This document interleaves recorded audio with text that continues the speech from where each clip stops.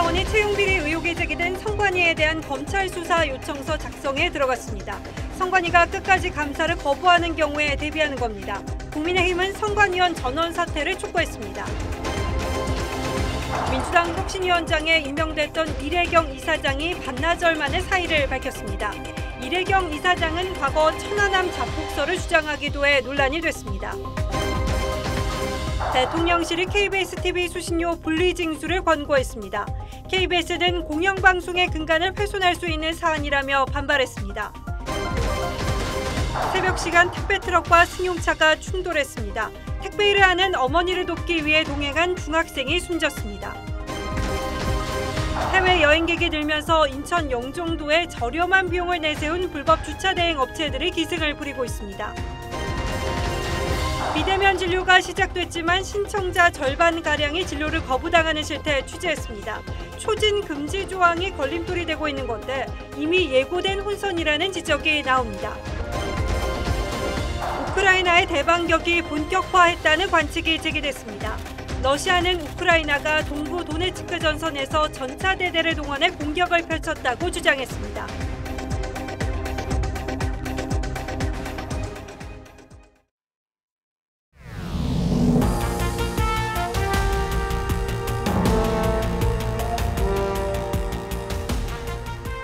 시청자 여러분 안녕하십니까? 뉴스나인의 신동욱입니다.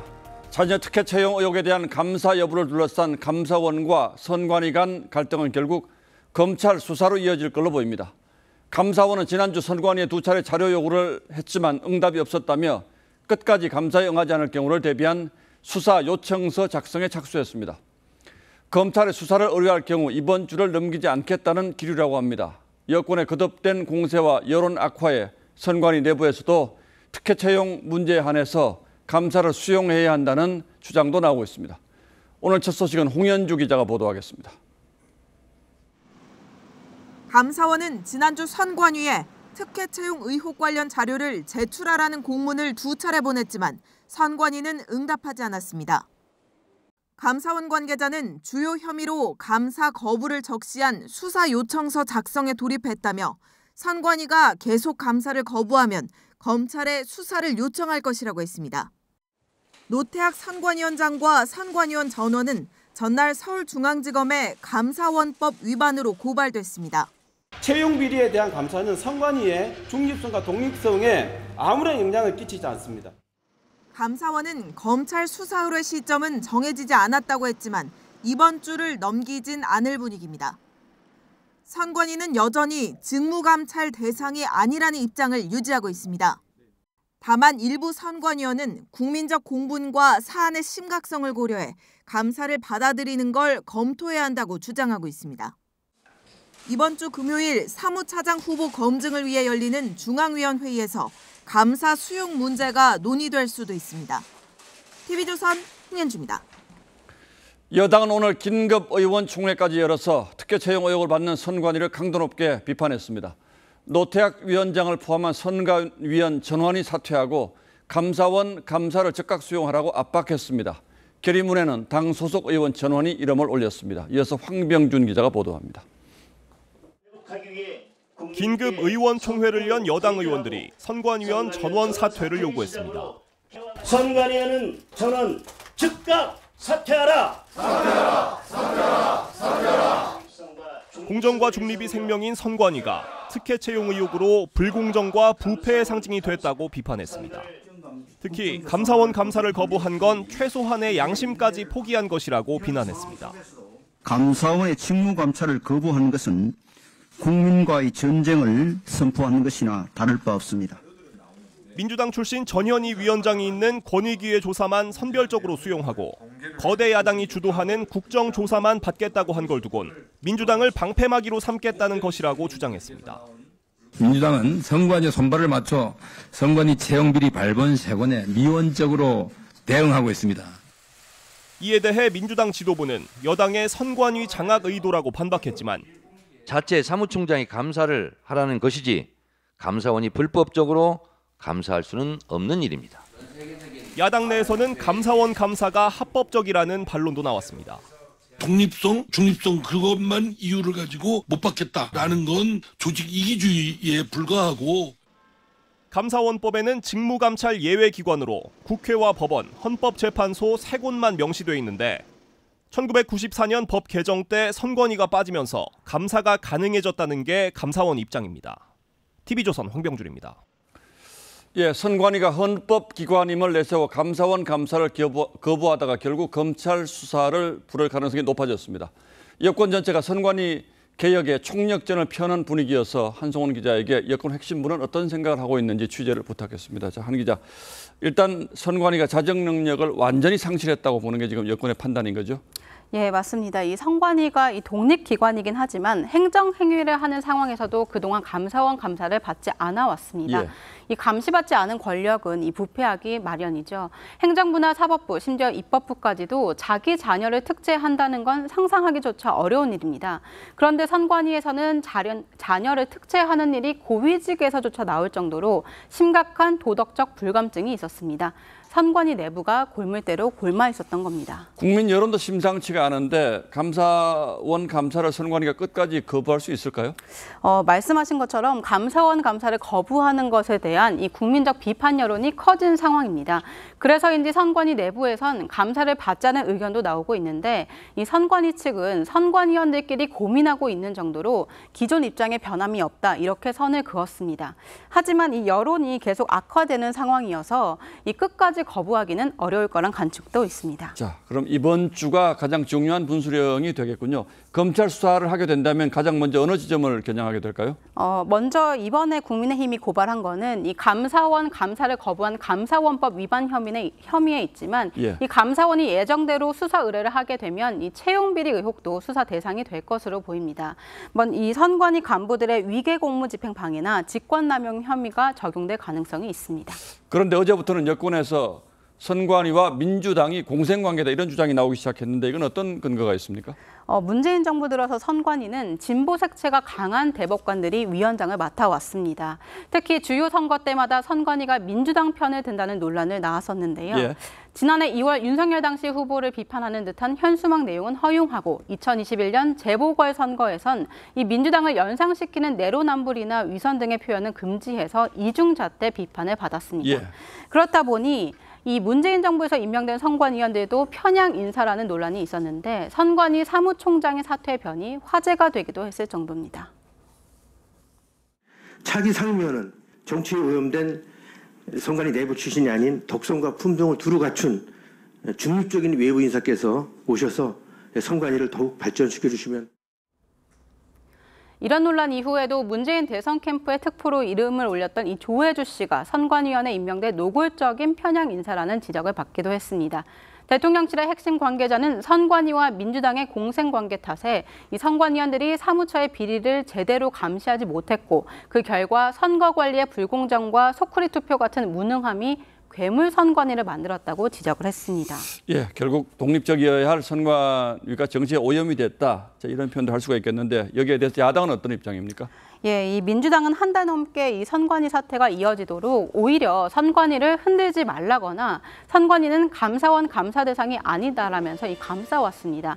지난 1일에서야 국회 국정조사도 이 채용 비리로만 한정하기로 했는데 노태학 선관위원장의 사퇴 요구에도 선관위 길들이기다 이러면서 반대하고 있습니다. 예, 옛말에 신선 노름에 도끼자루 썩는 줄 모른다라는 말이 있죠. 지금 선관위 사정이 딱 그런 것 같습니다. 예, 한송훈 기자 잘 들었습니다.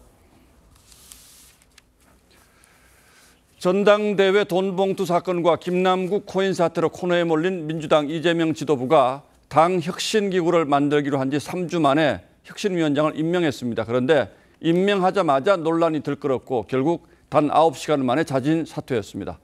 당 혁신에 전권을 주는 자리에 과거 자신을 지키자는 운동을 이끌었던 인물을 임명했다는 비판부터 천안함 자폭 발언까지 터져나오자 하루도 버티지 못한 거죠. 그리고 이 대표의 리더십에는 또 한 번 큰 상처가 새겨졌습니다. 오늘 하루 민주당에서 어떤 일이 벌어졌는지 이광희 기자가 정리했습니다. 오늘 아침 9시 30분 민주당 최고위에서 이재명 대표가 예고에 없던 혁신위원장 인선을 발표합니다. 혁신기구를 맡아서 이끌 책임자로 사단법인 다른백년의 이래경 명예이사장님을 모시기로 했습니다.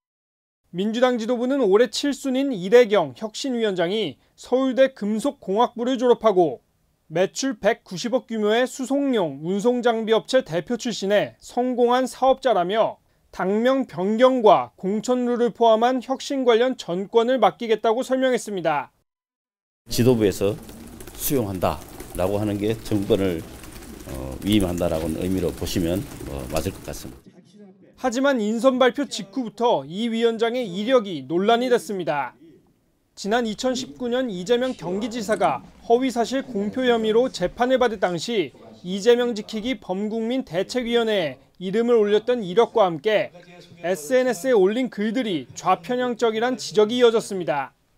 이재명 대표는 말을 아꼈고 이대경 씨가 천안함 사건 조작이다. 그 점까지는 저희가 정확한 내용을 몰랐던 것 같네요. 혹시 철회하실 생각이 있으신가요?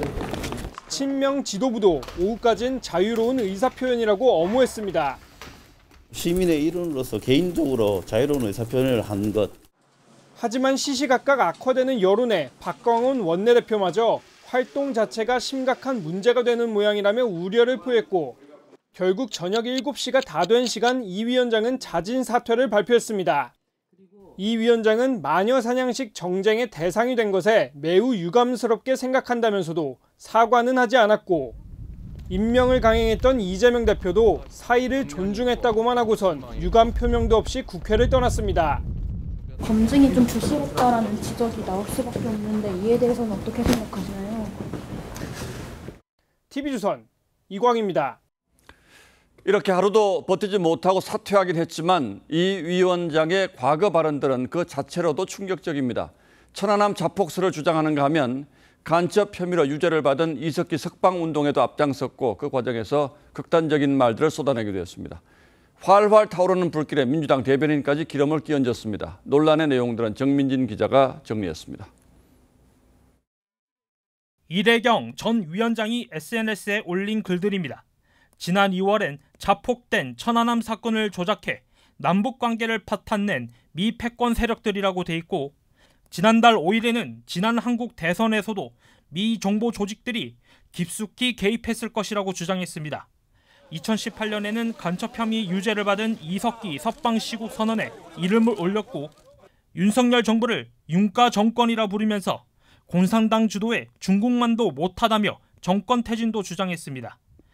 특히 오늘 인터뷰에서도 천안함이 북한 폭격이라는 근거가 없다며 자폭설 주장을 굽히지 않았습니다.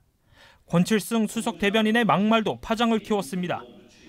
이 위원장의 임명을 두고 최원일 전 천안함 함장은 이재명 대표에게 현충일 선물 잘 받았다며 해촉을 요구했는데 권 수석 대변인은 무슨 낯짝으로 그런 얘기를 한 거냐, 부하들을 다 죽이고 어이가 없다고 비난했고 최 전 함장은 권 수석 대변인에 대한 고소를 예고했습니다. 당내에서도 이 위원장에 대한 비판이 쏟아졌습니다. 친문 핵심인 홍영표 의원도 지나치게 편중되고 과격한 언행과 음모론을 주장한다며 비판했고 김종민 의원도 친명 강화, 음모론, 천안함 자폭, 반미 칠러 이런 논쟁까지 감당할 수 없다고 임명 철회에 가세했습니다. 여당도 혁신위원장이 아닌 자폭위원장, 괴담위원장이라고 맹비난했습니다. 클릭 몇 번으로 알 수 있는 문제들조차 확인하지 않았다는 것은 너무나 큰 무책임입니다. TV조선 정민진입니다. 검찰은 민주당 돈봉투 의혹과 관련해서 국회 사무처를 압수수색하고 현역 의원 사무실 등 29곳의 출입 기록을 확보했습니다. 검찰은 그동안 확보한 증거와 이번 출입 기록을 대조해서 돈봉투 받은 의원들을 특정한다는 계획입니다. 권영석 기자가 취재했습니다. 검찰이 2021년 민주당 전당대회 직전 돈봉투를 받은 현역 의원을 특정하기 위해 국회 사무처를 압수수색했습니다. 지난달 말 국회 사무처에 특정 의원 명단을 주며 자료 협조를 요청했다 거부되자 강제 수사에 나선 겁니다. 검찰이 국회 사무처에서 확보한 자료는 돈봉투 수수 의혹을 받는 의원들의 국회 본관과 의원회관 등 29곳 출입 내역입니다. 여기에는 송영길 전 대표와 구속영장이 청구된 무소속 윤관석, 이성만 의원도 포함된 것으로 전해졌습니다. 자료를 저희가 추출해드리기까지 기다리셨다가 좀 전에 끝난 것 같습니다. 검찰은 전당대회 직전인 4월 28일과 29일 이틀간 윤관석 의원이 300만 원짜리 봉투 20개를 국회 본관 외교통일위원회 소회의실과 의원회관에서 뿌린 것으로 파악하고 있습니다. 돈봉투 수수 의원을 최대 20명까지 보는 겁니다. 검찰 관계자는 동선 파악을 통해 돈봉투 수수 의원을 특정해 나가는 단계라고 설명했습니다. 검찰은 그동안 수집한 증거와 이번에 확보한 의원 동선 자료를 대조해 소환 조사할 의원을 추려낼 것으로 보입니다. TV조선 권영석입니다. KBS는 지난 30여 년 동안 매달 수신료를 전기요금 고지서에 넣어서 함께 징수했습니다. 한전이 대신 징수를 해준 셈이죠. 그러나 시대가 변했고 내가 왜 세금처럼 KBS 수신료를 내야 하느냐는 시청자들의 불만이 적지 않았습니다. 결국 대통령실이 관계부처에 수신료 분리징수를 권고했습니다. 수신료 분리징수는 국회까지 가지 않고 시행령 개정만으로 가능하기 때문에 이제 사실상 절차만 남았다고 봐도 무방할 듯합니다. 김정우 기자가 취재했습니다. 대통령실이 홈페이지를 통해 KBS 수신료 징수 방식 개선에 대한 찬반 의견을 접수한 결과 96.5%인 5만 6천여 명이 분리징수에 찬성을, 3.5%인 2천여 명이 분리징수에 반대했습니다. 게시판을 통한 댓글 자유 토론엔 6만 4천 명 가까이 참여했는데 수신료를 아예 폐지해야 된다는 의견이 60%에 육박했고 기존대로 통합 징수하자는 의견은 0.5%인 298건에 불과했습니다. 폐지 의견 중엔 KBS가 공영방송의 역할을 제대로 하지 않아 시청하지 않는데 왜 수신료를 강제로 받아가냐는 주장이 많았습니다. 대통령실 국민제한심사위원회는 방통위와 산업부에 분리징수를 위한 시행령 개정과 그에 따른 후속 조치를 마련하라고 공고했습니다. 대통령실은 또 국민 눈높이에 맞는 공영방송의 공적 책임을 이행할 방안도 마련하라고 공고했습니다. 방송의 공정성 및 콘텐츠 경쟁력, 방만 경영 등의 문제가 지적되었고 수신료 폐지 의견이 가장 많이 현행방송법 시행령 43조는 수신료를 징수할 때 고유 업무와 관련된 고지 행위와 결합할 수 있다고 규정하고 있고 한전약관 82조는 TV 수신료를 전기요금과 함께 청구할 수 있다고 돼 있어 법을 개정하지 않고도 시행령과 약관만 바꾸면 분리징수가 가능해질 수 있습니다. TV조선 김주호입니다. KBS가 걷어가는 수신료는 매년 7천억 원에 육박합니다. KBS 전체 매출의 45%를 차지할 정도로 큰 비중이죠. 물론 분리징수를 할 경우에 내지 않는 사람이 얼마나 될지는 예단하기 어렵습니다. 하지만 지금 분위기로는 수신료 수입 급감을 피하기 어려워 보이고 결국 이 문제는 방송시장 전체의 지각 변동으로 이어질 수도 있습니다. 이어서 박상현 기자가 보도합니다. 1927년 경성방송국으로 시작한 KBS. 지난해 KBS의 총 수입 1조 5,305억 원 가운데 수신료는 6,935억 원으로 전체 수익의 45%를 넘습니다. 직원 수 4,800명에 1인당 평균 연봉은 8,100만 원이나 되고 억대 연봉자도 절반에 이릅니다. 이 때문에 수수료를 받아 운영하는 KBS가 구조조정 없이 방만하게 운영되고 있다는 지적이 끊이지 않았습니다. KBS는 자체 개혁 요구에도 별다른 조치 없이 지난 2007년과 2010년, 2014년 각각 수신료 인상을 추진해 비판을 받아왔습니다. 국민의힘은 내부 개혁 목소리를 외면한 KBS가 외부 개혁을 막게 된 것이라고 지적했습니다. 정부는 수신료를 분리징수할 경우 수신료 수입이 절반 이하로 줄어들 것으로 전망했습니다. 여기에 자체 징수 시스템을 구축하고 운영하는데 연간 2천억 원가량 들 것으로 보여 수익이 크게 악화될 수 있습니다. 수신료 분리징수 방침에 KBS는 공영방송의 근간을 훼손할 수 있는 사안이라며 통합징수가 최소한의 비용으로 공영방송을 유지할 수 있는 효율적 방식이라고 주장했습니다. 하지만 해외에선 공영방송들이 수신료 개편에 나서는 추세입니다. 영국의 BBC는 2027년 이후 수신료를 폐지할 예정이고 일본 NHK도 여론의 비판에 오는 10월부터 수신료를 10% 인하하기로 했습니다. TV조선 박상현입니다. 한동훈 법무장관의 개인정보 유출 의혹과 관련해서 경찰이 최광욱 의원을 압수수색했습니다. 며칠 전 압수수색을 당한 MBC 기자에게 자료를 전달한 정황이 포착된 걸로 알려졌습니다. 더 구체적인 내용은 전정훈 기자가 전하겠습니다. 경찰 수사관이 민주당 최강욱 의원 사무실을 압수수색합니다. 420호에 대한 영상 한번 보여주세요. 한동훈 법무부 장관의 개인정보 유출 의혹과 관련해 최 의원이 연루된 정황을 잡고 강제 수사에 나선 겁니다. 지난달 30일 같은 의혹을 받는 MBC 소속 임모 기자의 집과 사무실을 압수수색한 지 6일 만입니다. 경찰은 지난해 국회 인사청문회 당시 한 장관이 제출한 주민등록 초본과 부동산 매매 계약서 등이 최 의원과 임 기자 등을 거쳐 야권 성향 유튜버 등에게 흘러들어간 것으로 의심합니다. 경찰은 최 의원 사무실에서 청문회 등 관련 자료를 확보하고 집 인근에선 최 의원 휴대전화도 압수했습니다. 최 의원은 한 장관 개인 문제로 공권력을 오남용한다며 강하게 반발했습니다. 이런 식으로 이렇게 장난질 쓰는 거는 이제 뭐 대가를 치러야 될 것이고. 한 장관은 수사에 관여하지 않았다고 선을 그었습니다. 가해자가 피해자를 탓하는 모습이 정상적인 모습은 아니라고 생각합니다. 경찰은 최 의원의 휴대폰 등 압수물 분석을 통해 유출 경위를 파악한 뒤 최 의원 등 관련자들에 대한 소환 여부를 검토할 예정입니다. TV조선 전정원입니다.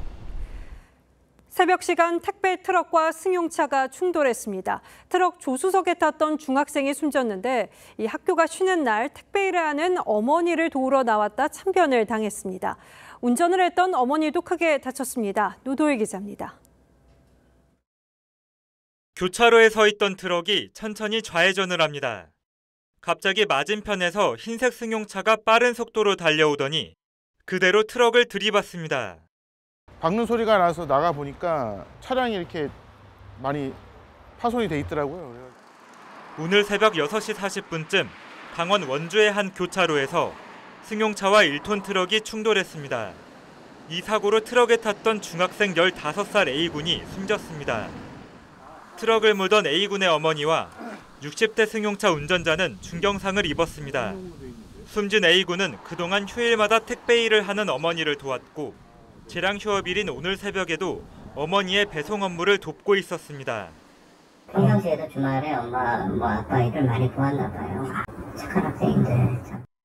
경찰 조사 결과 승용차 운전자는 당시 술을 마시진 않았고 황색 신호에 교차로로 진입했다고 진술한 것으로 알려졌습니다. 경찰은 제한속도 시속 80km인 구간에서 과속을 했는지와 신호를 위반했는지 등 정확한 사고 경위를 조사하고 있습니다. TV조선 노도일입니다.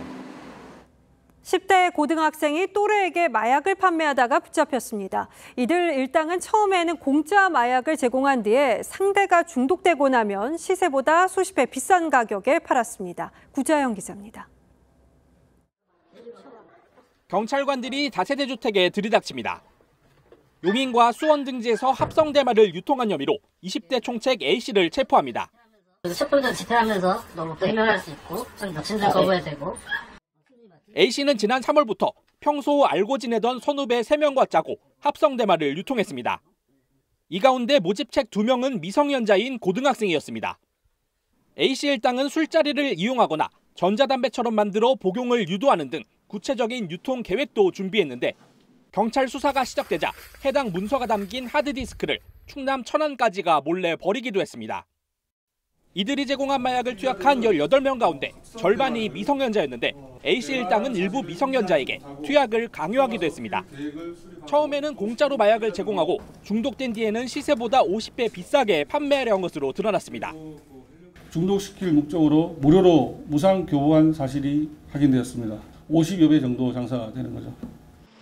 경찰은 A씨 일당 3명과 상습 투약자 등 5명을 구속하고 이들에게 던지기 수법으로 마약을 제공한 판매책을 추적하고 있습니다. TV조선 구자영입니다. 요즘 해외여행 많이들 나가시죠? 이 코로나 발생 전 여름 휴가 시즌에 인천공항에서 나타나던 현상이 다시금 나타나고 있습니다. 영종도 전체가 불법 주차 영업장이라는 말이 나올 정도로 이 불법 주차 대행 업체가 기승인 건데요. 대행 업체들이 주차도 대신해주고 주차비도 공항보다 싸고 겉보기에는 이점이 많습니다. 그런데 이용객 불만이 계속되고 있어서 뭐가 문제인지 박한솔, 조유진 기자가 추적해봤습니다. 뜨거운 땡볕 아래 차량 수백 대가 주차돼 있습니다. 길가와 주택가는 물론 야산까지 차량이 줄줄이 주차돼 있습니다. 인천공항 이용객이 불법 주차 대행 업체에 맡긴 차들입니다. 공식업체에 맡기면 공항주차장에 세우지만 사설업체가 아무렇게나 세워둔 겁니다. 인천공항 주차대행 공식업체는 2곳뿐인데 저렴한 비용을 내세운 불법 대행업체가 난립해 기승을 부립니다. 이들은 허가를 받았고 실내에 주차한다고 광고도 하지만 실제로는 공항 밖 야산과 도로변 등에 마구 세웁니다. 공식업체가 아니면 아예 공항주차장을 이용할 수 없기 때문인데 업체가 난립하다 보니 공항에서 10km 떨어진 곳까지 차를 세우기도 합니다. 그 차가 그렇게 되어 있었어요? 인천공항 측도 불법 주차 대행 실태를 알지만 처벌 권한이 없어 단속이 힘들다는 입장입니다. 영종도 그냥 전체적으로 퍼져 있다라고 보시면 되고요. 이렇다 보니 불법 업체가 적반하장 큰 소리까지 칩니다.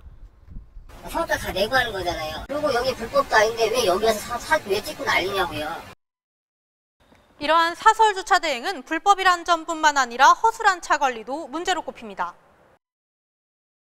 불법 주차 대행 업체에 차량을 맡기면서 차량 파손 등 피해를 봤다는 운전자들이 적지 않은데요. 피해자들의 얘기를 직접 들어보겠습니다. 1월 불법 주차 대행 업체에 차를 맡기고 해외를 다녀온 이우재 씨. 귀국해 차를 받고 나니 바퀴에 흠집이 나 있었다고 했습니다. 업체 측에 문제를 제기했지만 책임 없다는 답변만 돌아왔습니다.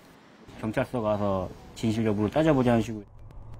더욱이 업체 직원이 자기 차를 무단 사용하는 장면까지 블랙박스에 담겼습니다.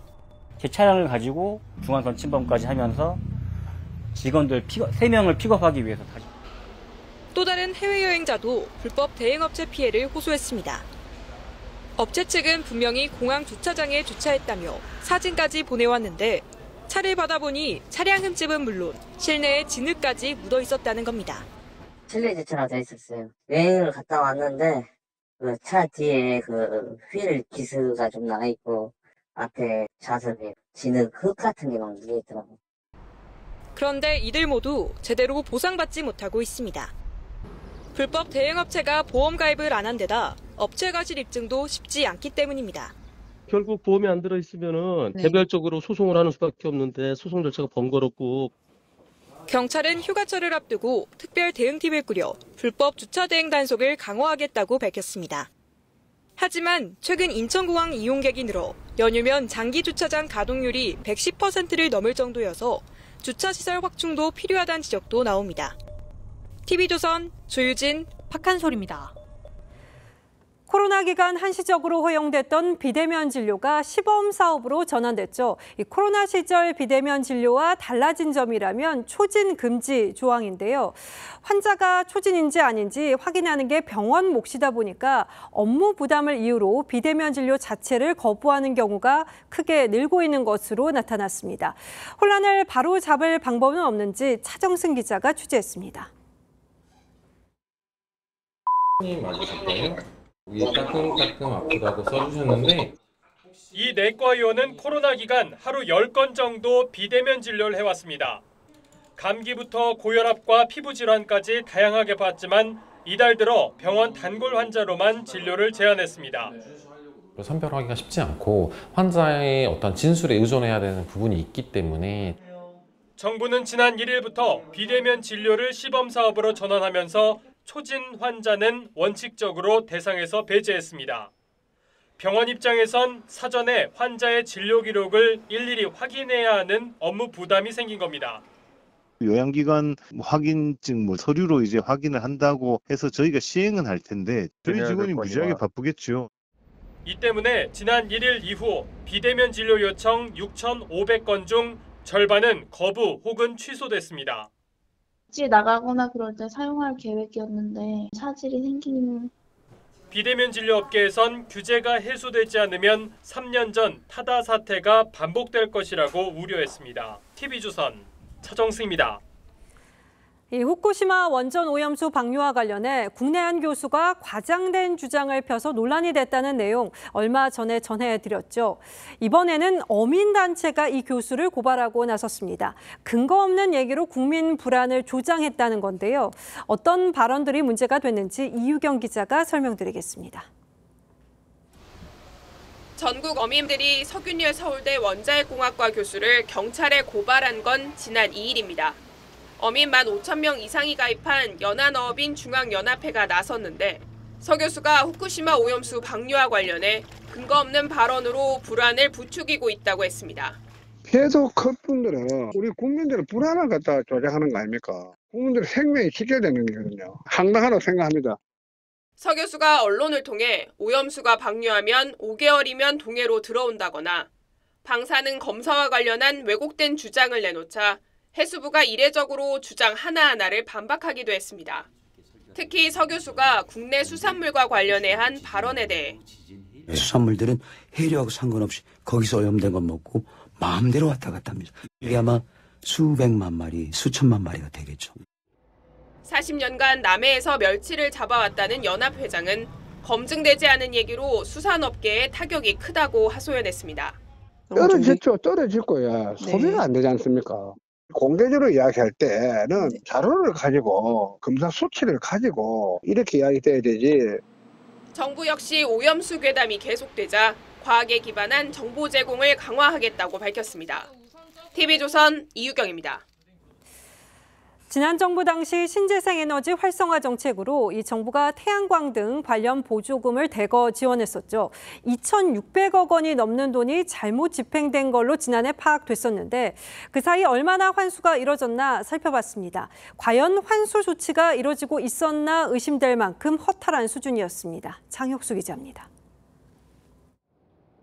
보리 농사를 짓는다는 농지에 작물은 없고 태양광 패널만 가득합니다. 미꾸라지와 장어를 기른다고 신고된 양식장에는 물고기가 한 마리도 없습니다. 모두 태양광 보조금이나 저금리 대출을 노린 시설입니다. 2019년부터 2022년까지 전력기금을 통해 태양광 시설에 내준 대출 6,509건 중 17%가 무등록 업체와의 계약이거나 규정을 위반한 대출인 것으로 드러났습니다. 이 같은 방식의 허위 대출 400억 원을 포함해 위법하게 지급된 보조금이 2,616억 원에 달합니다. 정부가 지난해 부당 지급된 전력기금을 환수하겠다고 밝혔지만 정부는 적발된 위법 사례는 수사기관에 수사 의뢰하고 부당 지원금을 환수토록 조치하겠으며 현재까지 환수 금액은 3%인 77억 원에 불과합니다. 주무부처인 한국에너지공단도 제도 개선을 시행했고 환수는 2차 점검 결과에 따라 조치하겠다는 미온적인 태도를 보이고 있습니다. 문재인 정부의 성급한 재생에너지 정책이 전력기금만 낭비하고 부작용을 키웠다는 지적입니다. 제도의 취지대로 안 된 거죠. 태양광이나 이제 재생에너지가 이제 건전하게 확대가 돼야 되는데 전기요금에서 3.7%를 떼 신재생에너지 사업 등에 사용하는 전력기금. 국민이 낸 2,600억 원에 달하는 지원금이 정부와 공기업의 허술한 관리로 인해 환수조차 어려울 전망입니다. TV조선 장혁수입니다.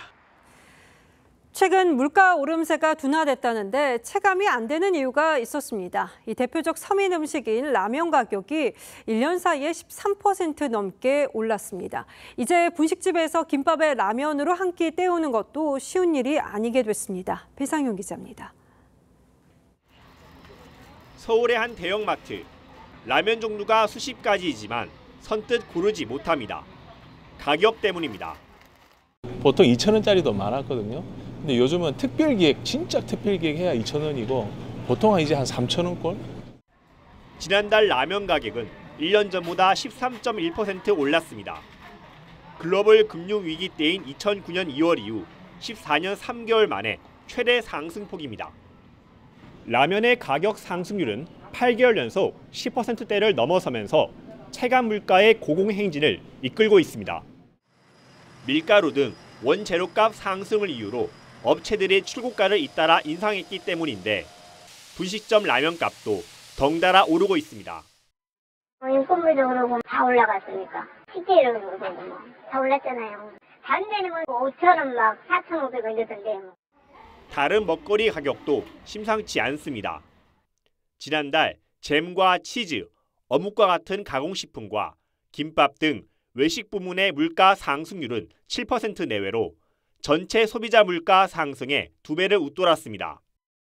기재부가 좀 모니터링을 해서 관리가 좀 들어가야 되지 않겠느냐. 전반적인 어떤 물가 안정 관점에서 봤을 때에 다른 데하고 좀 보조를 맞출 필요가 있습니다. 정부는 올해 물가 상승률이 2%대로 잠시 떨어졌다가 연말쯤 3% 선을 보일 것으로 전망하고 있습니다. TV조선 배상윤입니다. 다음 뉴스입니다. 감사원이 국민권익위원회 감사를 마무리 짓고 기관주의 형태의 조치를 취할 것으로 알려졌습니다. 관련해서 전 위원장은 당초 자신에게 제기된 문제들이 전혀 사실이 아닌 것으로 밝혀졌다고 주장한 바 있습니다. 하지만 저희 취재로는 전현희 위원장의 주장이 실제 사실과는 다소 차이가 있는 것으로 드러났습니다. 다만 전 위원장의 퇴임이 임박했다는 점을 감안해서 기관주의 조치만 하고 그 구체적인 내용은 보고서에 담기로 했습니다. 감사원이 파악한 전현희 위원장 관련 내용은 어떤 게 있는지 이정현 기자가 단독으로 취재했습니다. 청탁금지법은 공직자가 직무 관련자에게 3만 원 이상의 식사를 제공하는 걸 제한하고 있습니다. 감사원은 권익위 감사에서 전현희 위원장이 외부 인사들과 가진 오찬이 청탁금지법 위반 소지가 있다는 내부 지적이 나오자 서류를 조작한 사실을 확인한 걸로 전해졌습니다. 금액을 3만 원 이하로 맞추기 위해 인원수를 늘렸다는 겁니다. 감사원은 또 부하 직원에게 대학원 과제와 대리 출석을 시켜 이른바 갑질 혐의로 중징계를 받은 A 직원에 대해 전 위원장이 탄원서를 써준 것도 기관주의 조치 사유에 포함시켰습니다. 직장 내 갑질 주무부처인 권익위에서 이 같은 일이 벌어진 것 자체를 심각하게 판단했다는 겁니다. 감사원이 탄원서에 적힌 전 위원장의 서명까지 확인했지만 전 위원장은 본인 서명은 맞다면서도 탄원서를 쓴 기억은 없다고 부인한 걸로 전해졌습니다. 감사원은 지난주 감사위원회에서 근태를 포함한 일부 혐의에 대해 기관주의 조치만 하고 위원장에 대한 책임은 묻지 않는 불문 결정을 내렸는데 7명의 감사위원 중 야권 성향이 더 많은 점이 영향을 미쳤습니다. 야권 성향 감사위원들은 전 위원장 임기가 채 한 달도 남지 않았다는 점을 들어 불문 결정을 주장한 걸로 알려졌습니다. 감사원은 대신 위원장의 근태가 불성실했다는 내용을 이르면 이번 주 발표될 결과 보고서에 포함시키기로 했습니다. TV조선 이정현입니다. 네, 지난주 저희 취재진은 국민의힘 허은하 의원이 발의한 법안이 게임머니의 현금화를 사실상 합법화하는 법안이라고 보도한 바 있습니다. 이에 대해 허은하 의원은 터무니없는 억척이라고 반박했고요. 그런데 석연치 않은 점이 또 하나 확인됐습니다. 허 의원실에서 근무했던 보좌관이 퇴직 이후에 가상자산 거래소로 자리를 옮겼고 지금은 대표를 맡고 있습니다. 역시 최민식 기자의 단독 보도입니다. 지난 2020년 1월 문을 연 한 가상자산 거래소입니다. 거래코인 대다수가 국내 거래소에만 상장된 이른바 김치코인입니다. 작년 2월 이 가상자산 거래소 공동대표 자리에 오른 김모 씨는 2020년 10월 말까지 허은하 의원실에서 5달가량 보좌관으로 근무했습니다. 위메이드가 허 의원실을 찾았던 2020년 9월에도 근무 중이었습니다. 김 씨는 2020년 11월 허 의원실을 나와 2021년 12월에 가상자산 거래소 전략부문 대표로 취업했는데 반년 만에 공동대표로 승진했습니다. 보좌관으로 근무할 당시 게임업체의 요청을 받고 메타버스 관련법을 대표 발의한 게 아니냐는 의혹에 대해 허 의원과 김모 대표는 모두 부인했습니다. 다 같이 있었나? 그러고 나서는 전혀 연락 그런 거 없고요.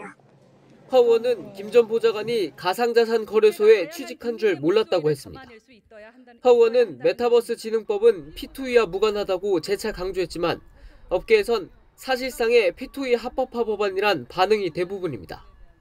예자선 변호사는 메타버스 관련 사안은 이 법이 우선한다는 조항에 따라 P2E를 게임이 아닌 메타버스라고 규정하면 게임머니의 현금화가 가능하다고 강조했습니다. TV조선 최민식입니다.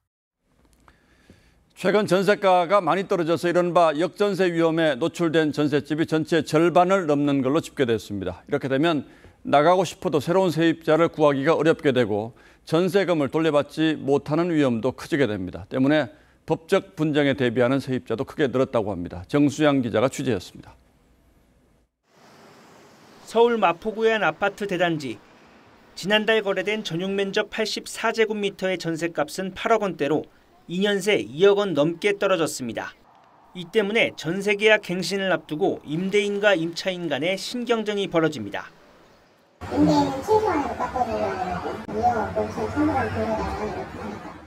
전세가가 기존 보증금보다 낮은 역전세 위험 가구가 전국 전세주택의 절반을 넘었습니다.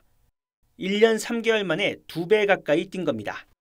전세 계약이 끝났는데도 전세금을 돌려받지 못한 임차인이 대항력을 유지하기 위해 신청하는 임차권 설정 등기 건수도 사상 최대치를 기록했습니다.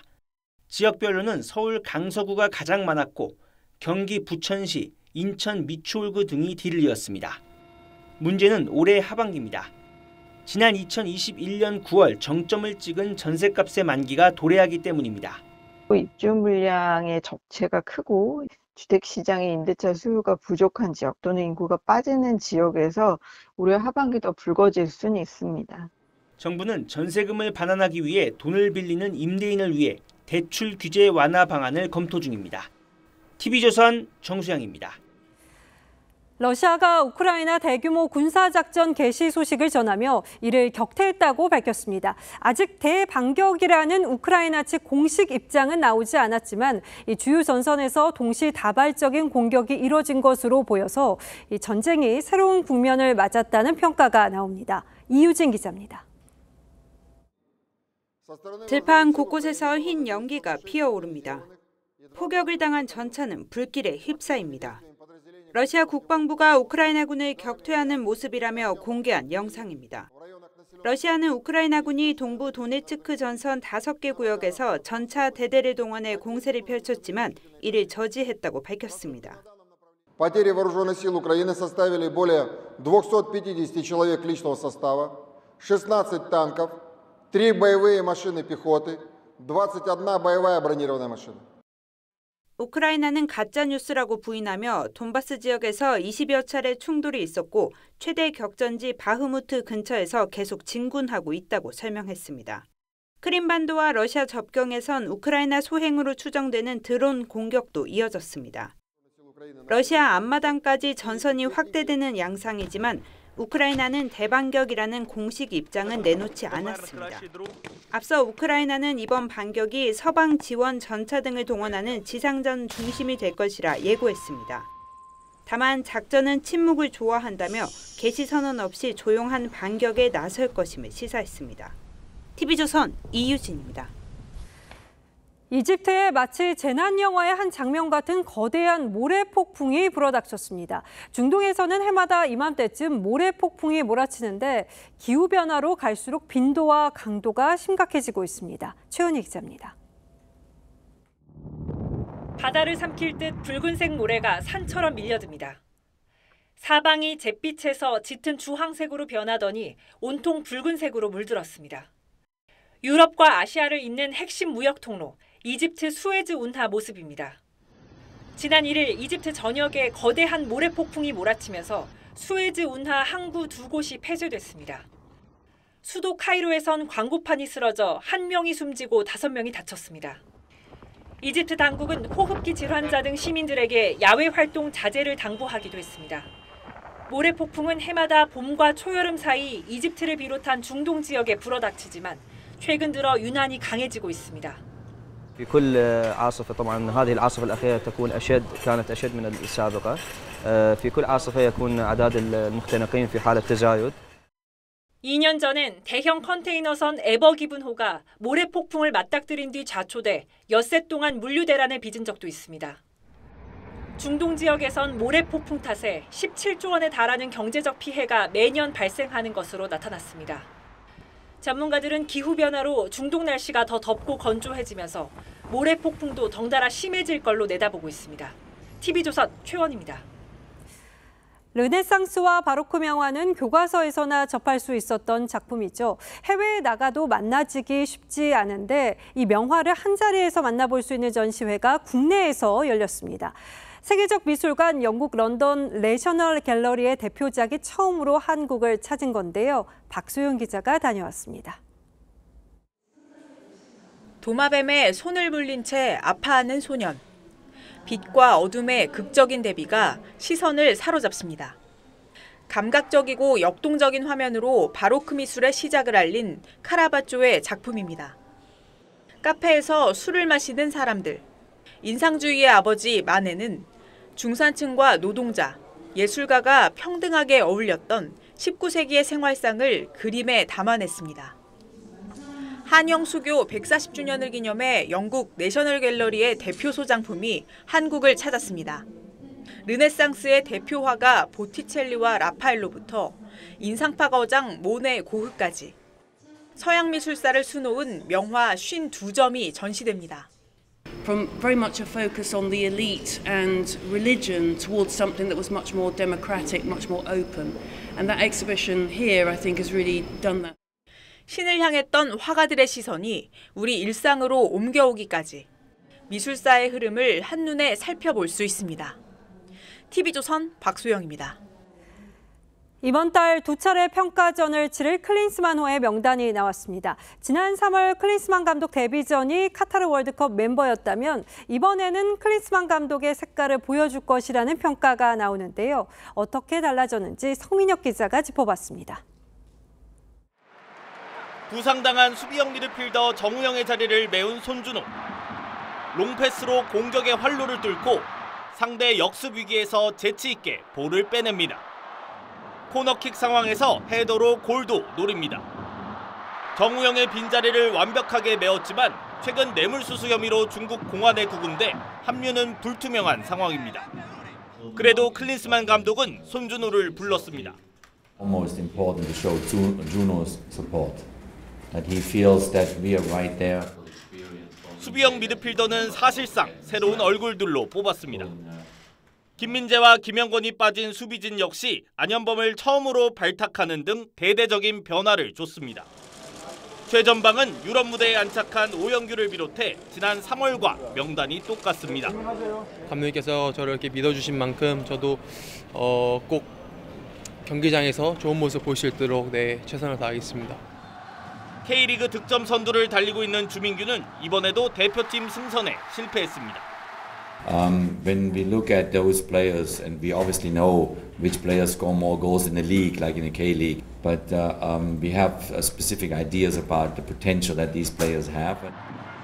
아시안 게임을 앞둔 황선홍호에서도 귀중한 자원인 이강인은 성인 대표팀에 합류하게 됐습니다.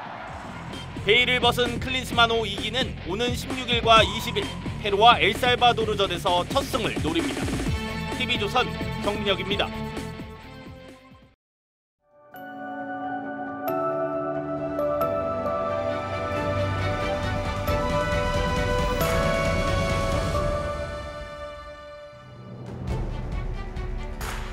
이 자그마한 개가 강아지 먹이를 훔쳐 먹으려다 들켰습니다.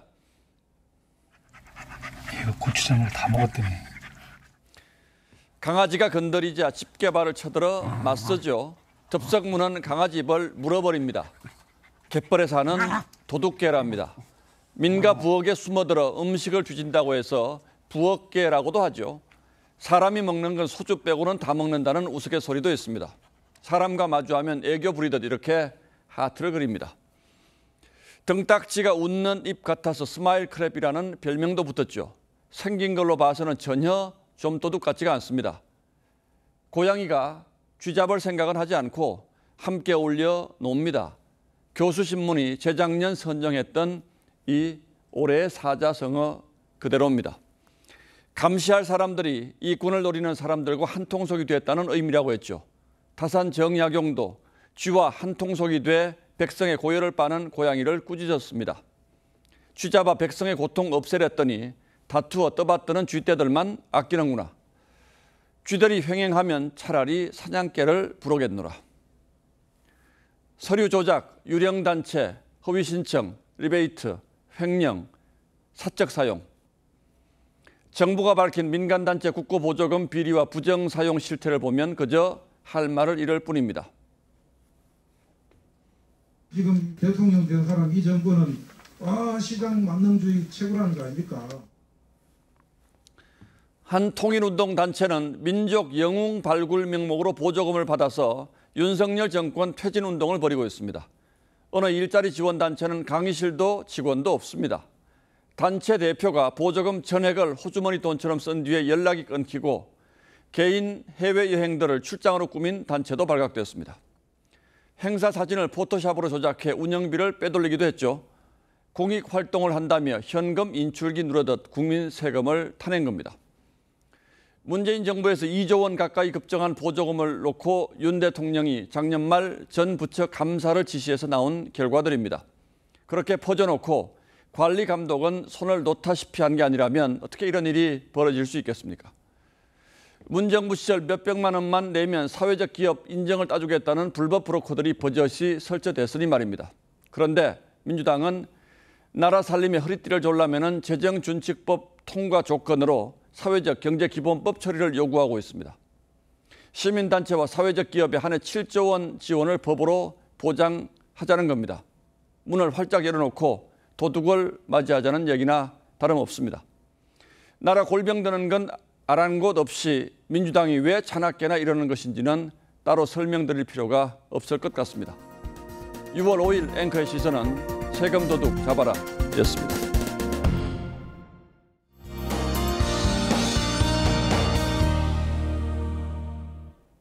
내일은 여름의 세 번째 절기 망종이자 현충일입니다. 휴일을 맞아 바깥 활동 계획한 분들 많으실 텐데요. 내일도 대체로 맑은 가운데 낮더위가 이어지겠고요. 강한 자외선과 짙은 오존에 주의하셔야겠습니다. 한편 제주를 포함한 일부 남해안에서는 내일 오전까지 비가 내리겠습니다. 제주에서는 최대 60mm로 양이 제법 많겠고요. 전남 남해안에서는 5mm 안팎의 비가, 경남 남해안에서는 빗방울이 떨어질 수 있겠습니다. 오후에는 동쪽 지역을 중심으로 요란한 소나기도 지나겠습니다. 돌풍과 벼락을 동반하고 우박이 떨어질 가능성도 있겠습니다. 아침까지 중부 서해안으로는 바다 안개로 인한 이슬비가 떨어지겠고요. 강원 영동의 대기가 건조한 가운데 내일까지 바람이 강하게 불겠습니다. 화재 예방에도 힘써주셔야겠습니다. 내일 낮에는 대부분 덥지만 여수는 23도, 제주는 22도 선에 그치겠습니다. 휴일이 지나고 나면 날이 더 더워지겠습니다. 날씨였습니다. 6월 5일 월요일 뉴스9는 여기서 모두 마치겠습니다. 시청해주신 여러분 고맙습니다.